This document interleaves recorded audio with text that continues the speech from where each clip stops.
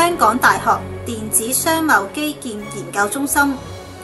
研發去街二的軟件，有助視障人士獨立於社區生活。有請測試員鄧光寶先生嘅分享。呢一個香港大學發明呢個去街二咧，係幫對於失明人士係一個好大嘅喜訊嚟嘅，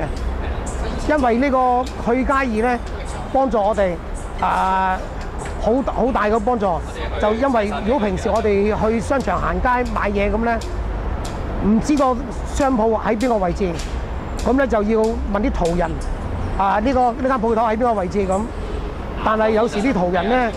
有啲就好樂意幫助我哋咧就揾得到。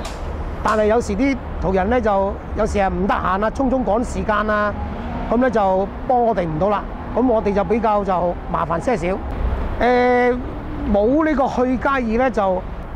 如果有啲商鋪係唔係出名嘅，即係佢係小本經營嗰啲咧，咁咧就啲途人就唔知喺邊個位置啦，就變咗我哋去揾呢個地方咧就比較難揾啲。二來咧就因為我哋有時買啲日常用品日常用品咁，譬如咁買啲內衣褲咁上下啲咧，咁你問啲途人呢間鋪頭喺邊度嘅咁你問人呢個情形係好尷尬嘅。我對於呢個去街二咧就希望盡早可以使用咗呢個去街二，就變咗我哋去商場買嘢行街咧都比較方便啲。